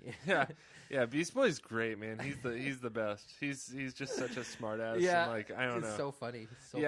I love They did a really great intro of him in Teen Titans Rebirth #1 too. It just I think he was trying to hit on a girl or something, and kept transforming into different animals to try and impress her or something. But it was just, I don't know. I always said if I could have any superpower, I'm kind of tied. I don't know which one, but it'd definitely be between Beast Boy and Vixen. I'd want an animal-related power. Yeah. But I don't know if it'd be cooler to have their powers and still be human like Vixen, or if it'd even be cooler to actually transform into them. Yeah. But you think say Rhino. I mean, you'd end up being on all fours. I mean, can Beast Boy? Yeah, you know what I mean. Vixen could use her hands with the Rhino strength, right? Yeah, would be bipedal. I think Vixen's definitely cooler. Kind of got the edge up on the power. I do. Okay, I'll go with Vixen. I always thought that was the coolest idea. It was at first I didn't fully understand it. It's wait, she doesn't transform into the animal, she still has its power, and it's she gains all their strength, or she can fly or breathe underwater or whatever, and she always gets this sort of image around her. Right, the way they always do the art is always super cool because you get to see the image of Actually, they depicted that really well in the Legends of Tomorrow show as well, too. Yeah. So, I mean, they did really good with showing, the animal around, the gorilla. It seems very, Native American, how they do it. Right. Yeah, very tribal. I agree. Very earthy, So, I'm going to throw this episode just right in the middle when we take our break on the NCR episode.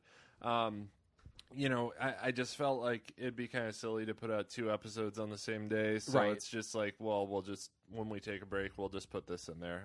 So you guys are getting bonus content right in the middle of your normal scheduled programming. So do you guys have anything else on Batgirl? Or Batwoman, I'm sorry. Well, I will say one thing since you mentioned Batgirl. I talked about this on one other thing, but Paul Dini... and Alex Ross, the artist who does, the realistic looking paintings of the characters. Hold on, I'll look Kingdom Come and Justice and but anyway. Oh wow, yeah, okay. Yep. Yeah. He's his Wonder Woman. Yep. Yeah, he does a beautiful Wonder Woman. In 2000 they pitched bringing Barbara Gordon back to the role of Batgirl, and when they pitched it, Alex Ross drew up. You can find it online. A sketch of Barbara Gordon's new costume, which was red and black and identical to Batwoman's. And of course, they decided not to do that. They said Barbara Gordon was, they liked her being a handicapped character, and people related to that, which is all true, especially at that time and all that. So that idea was scrapped. But then the costume was brought back a couple years later, 2006, when 52 came out, and they that was Batwoman, and they introduced Batwoman. Okay, with cool. the costume they had designed for Batgirl. So back Paul in Dini 2000. and Alex Ross actually designed this Batwoman costume, then? Essentially for Batgirl. Yeah, but they in an attempt to bring her back, and then when it was not used for that, they used it for Batwoman 6 years later. Wow, that's cool. Something also that I just realized to note about Alex Ross is he did that really famous Harley and Joker pose where they're arm in arm in the tuxedo, in her jester outfit. Yep, exactly. Yeah, so that was one of the things that, even though I wasn't the biggest fan of Suicide Squad, I still got to see that reenacted in live action. I was just like, yeah. That was the biggest awesome. and best Easter egg that they could have put in that. Yeah, it's just so, like, you always, like... And it even made a comeback when she was in the... getting ready, and she opens her chest. Yeah. And pulls out the costume. And I was like, they paid proper homage to, like, the people that were like, oh, that's not the same Harley. She's not my Harley. Like, yes, that's Harley. That's totally Harley. Well, yeah, and it's interesting because, like, a lot of times, like, with the characters, they don't put them in their normal outfits. I guess they're vintage outfits, but they'll... Like, I like the way they did it in Captain America as, like, a joke because it's almost like showing fans, like, look how stupid this would look if we did this, Or, like, in Luke Cage. Where he put on... Awesome. Did you watch Luke Cage? Yep. Where he put on the whole... Jessica Jones... Her terrible white with the blue diamond Did gem they show thing. that? Yeah. Patsy Walker, was trying to get her costumes, and she's like, what about this? Yeah. She's like, are you kidding me? Yeah, and actually, I don't know. Are you gonna watch Iron Fist? Oh yeah, definitely. I love Colleen Wing and stuff. I mean, I don't care about spoilers and stuff. Okay, but yeah, I'm looking forward to watching it. I've heard. I think I'm 6 episodes in right now, and I feel like I've heard someone say that he does not wear the costume at all which is like. That's kind of crazy to me. Like, I would think they would modernize it a little bit. Like, Luke Cage traditionally really never wore a costume. Right, that yellow T-shirt is very iconic of... Well, he had that headband, right? But I'm saying, like, modern Luke Cage, even comics from the 90s and 2000s, he had that yellow T-shirt, like... Yeah, he just wore a T-shirt. Mm-hmm. Yeah, yellow T-shirt. Yeah, so I don't know. Like, I wish they would modernize... Iron Fist and just give him like a yellow bandana, like, or a yellow headband or something that he's wearing. Yeah. Just some little, or have him wear like green pants. Green pants. Yeah, something. I don't know why that show's getting such bad reviews though, because I really enjoy it, man. Like it's getting like 11% on Rotten Tomatoes. I don't know about. I've read some criticism. Yeah, from it, and I have too. I can't say I agree with it. I mean, I recognize the other side and where they're coming from, but it gets to cultural appropriation, which is such a touchy subject, but he's a white Caucasian character that went to Asia, one of the Asian countries, and learned martial arts, and I don't know, it just is this big thing, like he's like the savior figure to these people, and that's kind of like people like, oh, cultural appropriation, blah blah blah. And then they're like, well, now they have the chance to make him an actual Asian American. Oh, is that why person? Everyone's so upset? Yes. And so instead of making him an Asian American character, they kept him a white guy, and that's what pissed a lot of people off. Kind of silly to me. I kind of agree too, but I guess I haven't watched it yet, so I'm just gonna repeat what I've heard, and then I'll have to watch it myself before I form my opinion. But I think it's very respectful too. Well, Travis just walked in the door, so that means it's gonna, time for that means it's Nerd time Church Radio. We're gonna go back in time and start the main show. So I always wanted to do that. That's so cool, right? Yeah, we're just don't mess it up. In real life, I'll let you guys know how it feels. Yep. So we'll send you back to the show, guys. And we're back. Thank you, somebody. Oh yeah, we're back. I just feel dirty after doing that. I know, right? We need Sorry, Josh. Sorry, Josh. You should have Josh do a soundbite of that just to add right, in. Yeah. I'll probably just take one of the recordings I have of him doing it and like sample it or whatever. He owns your voice. It's been this thing I've wanted to do where I sample things you guys have said and play them back during the episode just to annoy you guys. Or make remix songs. I did make a Travis remix song of Travis saying I was wrong. It was pretty funny. Oh, funny. Yeah, I put like dubstep behind it. It was great. All right, so we're back recapping more comic books. I'm gonna kick things off with Green Arrow number 19. The story on this one was Benjamin Percy, art Eleonora Carlini, and Mirka Andolfo. So Green Arrow and Speedy are fighting like siblings do, while Speedy's actual sibling is being attacked by the Wild Dog crew. Then we get a flashback of Green Arrow and Speedy back in the day fighting Count Vertigo, which was really well executed. I thought it was just a really cool like panel of Count Vertigo with like the swirly lines behind him. Back in reality, Black Canary is trying to convince Speedy that Ollie is a changed man and that he's not such a bad guy now. So I guess Ollie and Speedy kind of had a falling out back in the day. Then we jump on over to Redhead Recap Reporter Lady, who's telling us about the pipeline going through Speedy's brother's Indian reservation. And how the protest was just crashed by the Wild Dog crew. Cyrus Broderick, which is like the crooked politician of this story, is denying any connections to the Wild Dog crew attack, because he's part of the pipeline or whatever. And he, people think that he maybe backed up this Wild Dog attack as well. So a little modern day connection there with the pipeline stuff, which Benjamin Percy is known to do. Then another flashback of Speedy shooting up heroin. Yeesh, DC Comics really adulting it up on this one, huh? So back in the present, Speedy decides to let Green Arrow and Black Canary team up with him and fight off the Wild Dog crew. Did anyone else read this one? Yeah. No. No? Yeah? You did? No? So I had mixed feelings on the issue. I really like how the story's going.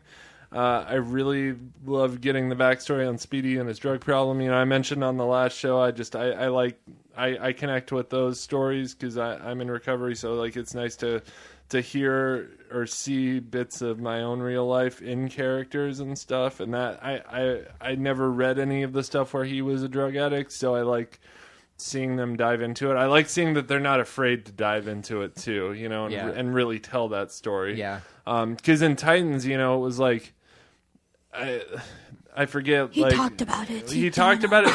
Well, and he said it was funny because like there was who's that one villain? You can see his brain kind of Simon. Simon. Simon was another character on the Person 5. Simon was like a changed man or whatever, and Speedy was like, no, people don't change overnight. That took like years of work, and people don't just change. And I was like, yeah, that's very true. Like, people don't. Like, it took me 5 or 6 years to the point where I'm, like, acting like a normal person. And so it's, like, it was kind of cool to see his connection with that. They definitely doubled up on reaffirming that he had this past drug problem and that was still in continuity because Titans was, like, kind of notable for, really, like, confirming it. You know what I mean? It was always kind of like... you knew it was there and figured it was there, but they and then now in Green Arrow, it's like they actually show him shooting up, which is crazy because I don't know, for some reason a long time ago we talked about this at something, and for whatever reason I just remember that cover from back in the day of Green Arrow and Green Lantern, and he says,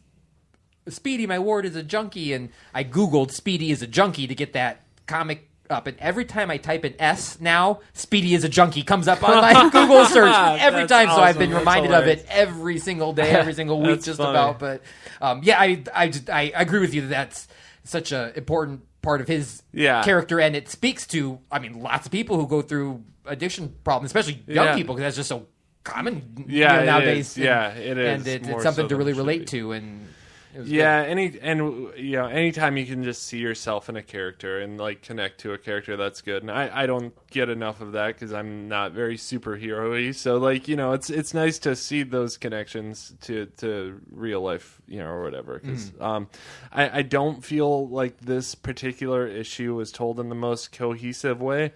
There were some parts that jumped back and forth just a little bit too much for me, and it kind of like broke the rhythm of the story a little bit. It kind of like, I don't know, like the first part was really cool, then it jumped back, then forward, then back again, then it's just like like maybe 2 of those in a story or 3 is like just barely enough. So the art was really great. I thought it was fantastic art. I really love the art team on this issue, especially the one page with Count Vertigo, like I mentioned. That was definitely very cool. Yeah. I don't know that I've seen him portrayed looking like that quite before. Yeah. Has been his aesthetic before? Has he shown up in a Green Arrow book that I've missed?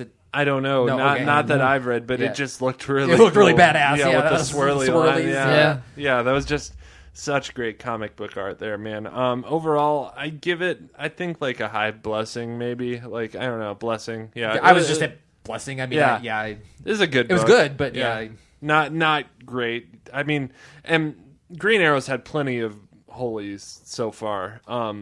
Throughout Rebirth, I mean, Benjamin Percy has killed it. So. It's overall considered one of the better books out of Rebirth for sure. So and a standout and a surprise standout at that, because like I never in a million years would have thought that Green Arrow would be a book that I'm thrilled about or anything. So having it be like one of the first ones I read is like, wow, that's kind of crazy that happened. Ariel, what would you rate this one? I actually gave this one a Holy. I really enjoyed it. I like that we saw Ollie being the young playboy kind of jerk he was, because it's so essential to his character, because the reason he's so broody sometimes is he's trying so hard to overcome who he was. So I'm glad we got his kind of flashback too. Well, yeah, and I like the fact that they didn't just make the drug addict like the only bad guy. It's like sometimes when people have addicts in their lives who are actively using and messing stuff up, like the people around them tend to lash out or act like assholes as well. And you don't have to be a drug addict in that situation to be a dick or be in the wrong.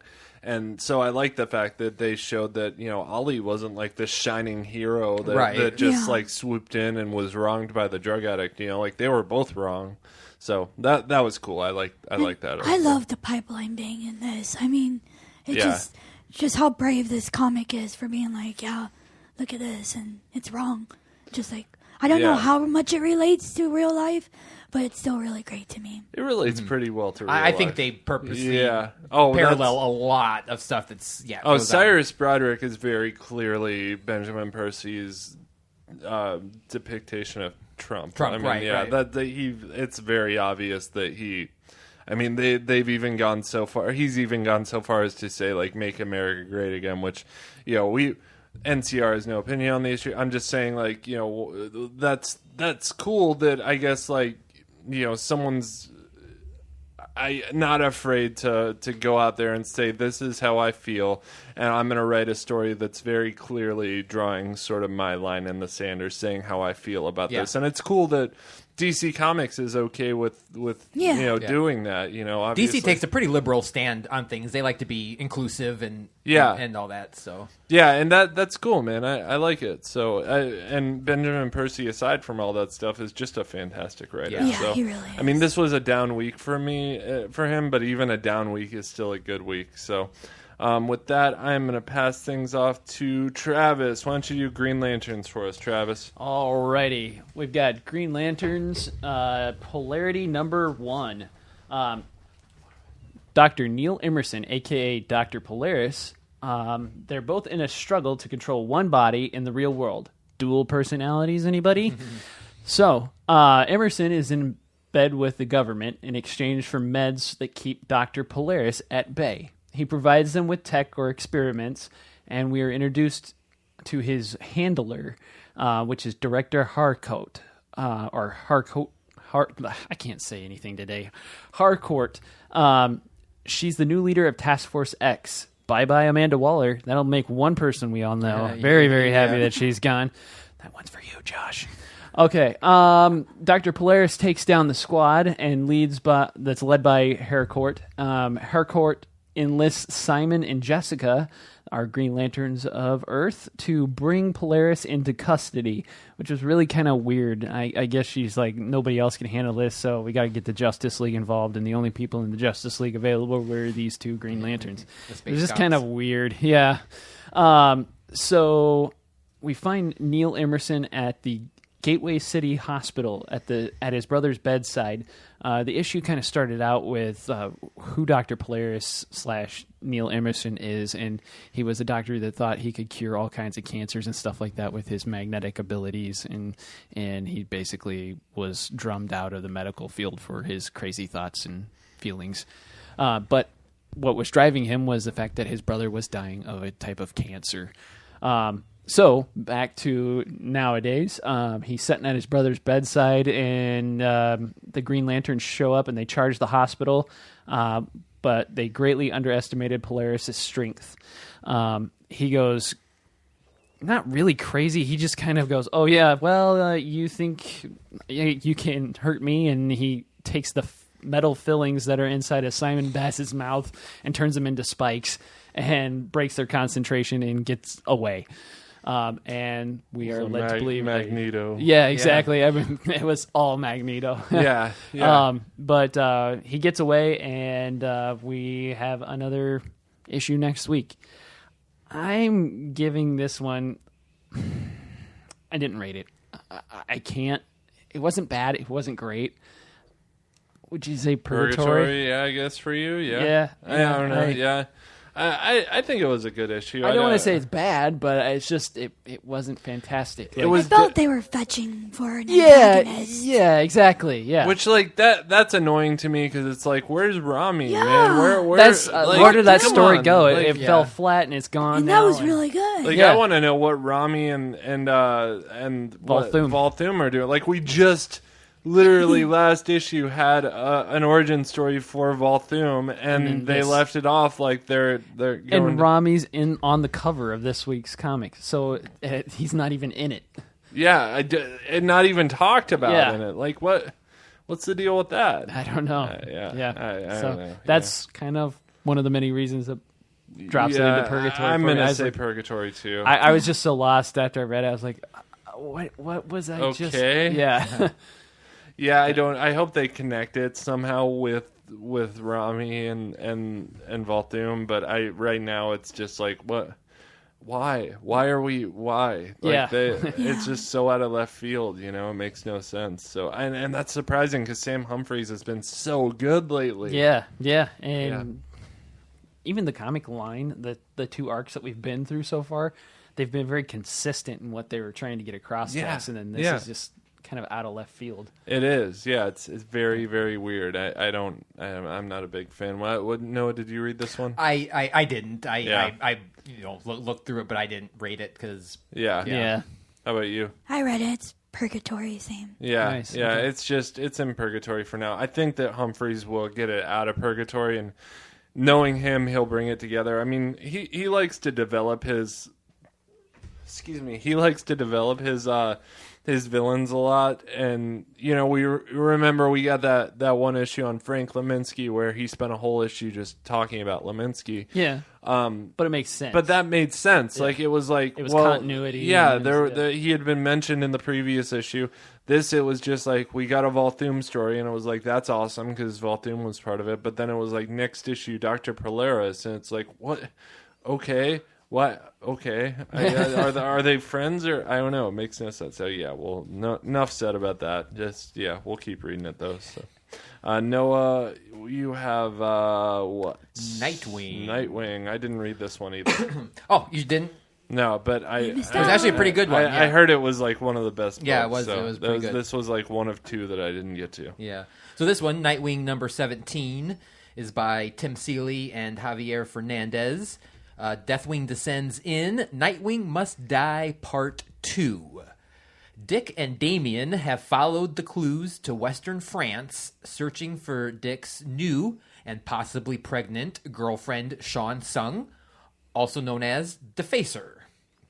Dare I say, I like the chemistry between Nightwing and Robin better than I do Batman and Robin. As expected, Damien acts like an entitled little H-head D-bag, and to Dick's credit, he handles the little brat with some fatherly class. Nice. This acknowledges and cements in Rebirth canon that Dick and Damien spent time together as Batman and Robin, which I love. In fact, after a battle with Deathwing and a mysterious new Robin, which reveals them both to be Dolatrons, which are genderless, lobotomized humans with fused masks onto their face, Nightwing realizes who's behind Sean's disappearance. Super comic booky thing. It is the there. Terrifying psychopath villain named Professor Pig, P-Y-G. And he happens to be the first villain that Dick and Damien fought during their time as Batman and Robin. Yeah. Professor Pig. I love it. Which is so poetic. Yeah. And yeah, it was that pretty much wraps it up. And next, we're gonna find out what happens. There's a part where Nightwing actually questions his own reality and sees Deathwing, which was a version of him recruited by the Time Trapper and implemented with Nightwing's memories. Then there's the Earth 2 Robin. Talon, which was Owlman's sidekick from the Crime Syndicate. Okay. And Thrill Killer Robin, which was like this weird one-off 1960s counterculture thing they did. So that was a very cool and interesting flashback to all of Nightwing's crazy alternative histories and things like that. But I loved when Dick took over the cowl back way before the New 52 and all of that. And spent time as Batman. I have that book and I haven't read it yet, but I've heard it's awesome. And I just really like that. And it, Damian and Dick had a relationship that kind of started then, and their dynamic is just so great because it's part brotherly, it's also part mentory, kind of part fatherly, even though Batman's kind of the father, but it's kind of like when your uncle takes over. Yeah, it is kind of like yep, exactly. I really liked in this issue there was actually some kind of character development for Damian, because the whole time the only reason he's with Dick right now is because he's like, I want to make sure I'm going to become Batman. Their whole But there was a moment where he was like, he kind of acknowledged that Nightwing should be Batman. Yeah. So that was really cool. Yeah, that is cool. That doesn't sound very very Damian-ish. They love each other. It's just like a love-hate. Right, it is, and because Damian, for as selfish as we just saw how he treated John in Super Sons, and he's so concerned about Nightwing. Yeah. He's like, Dick, don't do that, he's like, and it's like, oh, that's your way of showing you care, you little brat, isn't it? You know what I mean? Yeah. It's like, because normally he wouldn't care, but this was a creepy issue. Yeah. This Deathwing nails Robin in a coffin, and he bashes it with Damian says something about him nailing my coffin shut compromised its structural weakness, as did my forehead, or something like that. He's got a bloody forehead. Obviously uses his forehead to bash his way out of the coffin, and but it was just messed up. Professor Pig is a messed up character. He lobotomizes people and turns them into genderless dolls, and stretches skin over their face. Yeah, it's so weird. It's so creepy, and to have it be the first villain that they fought, back from the day, it's just really it's very Texas Chainsaw Massacre. Yeah. There's no connection to Joker from New 52 with the stretched face over his Wasn't face. Professor Pig the one that cut his Took face the face off? Yeah. Okay, I was going to say, because, that's how Joker's face was in New 52. Yep. By the way, my favorite version of the Joker. The faceless one? Yeah, Yeah. the one where he had the stapled on face Right, or that's whatever. creepy, messed up. So That's just freaking weird, man. And Professor Pig gives me that sense of fear, like Saw type, Yeah. where you're just like, oh, bad things are going to happen with sharp, blunt instruments. And this is, Yeah.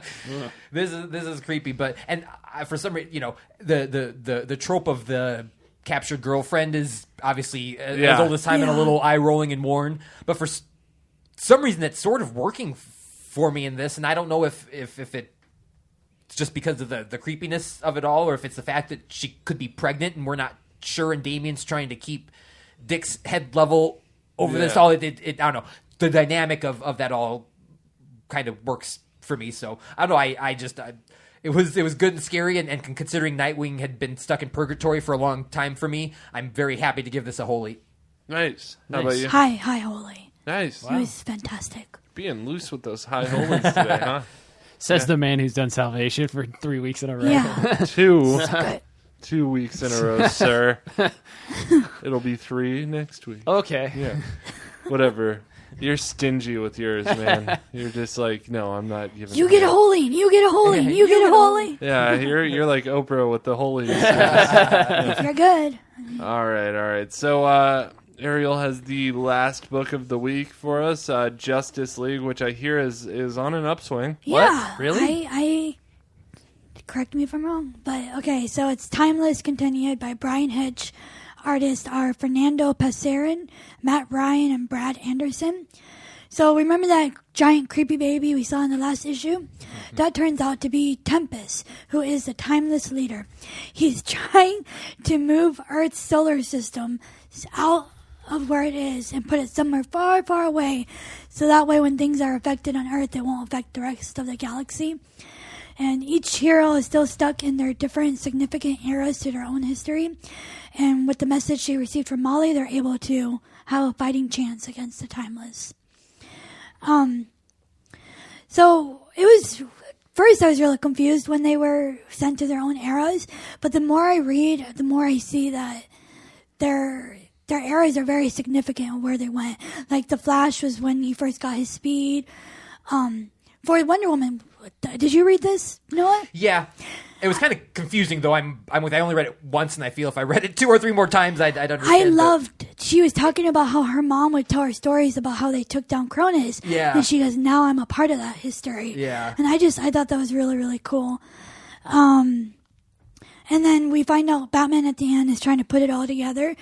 And Alexis is like, I think I have something to help. And she shows him the Lex suit. And he's like, that's my dad's suit, which is pretty cool. So what? Did anyone else read this? I did not. I did not. I read it. Yeah. What'd you think? It was. I mean, it was better than the past couple of Justice League issues were for sure. But I still found it kind of confusing. You know, I'm with you. Where I read like, it was 4 times. Exactly. I mean, like, yeah, because like I'm with you. Like the part where they all went to their respective, significant times. That's like so cool. But it was hard to really kind of get what was going on without a couple read-throughs on it. But I mean, for me, I'd given it a blessing. What did you end up? I gave it a solid blessing. Solid blessing, yeah. I'm actually excited to see what happens next, and I don't think I've said that once for the whole Justice League run. Yeah, the art is pretty good. Yeah, well, whenever they have close-up of their faces, it's always really wide. Like, their features are super wide, and it just bugs me so much. Aquaman's face when he's it's so bad. Going up out of the thing there. He's just like, it looks like whoops. Oh, no, I lost it. But looks like he's trying to squeeze through a tight space or something. I'm still not there yet for wanting to pick this one up, man. I've gotten burned pretty bad on this one by the writer. I'm way more into JLA than just the JL right now. I'm into other things. This is honestly, it's going to take a lot for me to want to pick this up again. I think I just loved the 52 Justice League so much that I'm still just waiting for this to Well, get Travis better. felt that way, too. Oh, yeah. I agree with you, but I don't...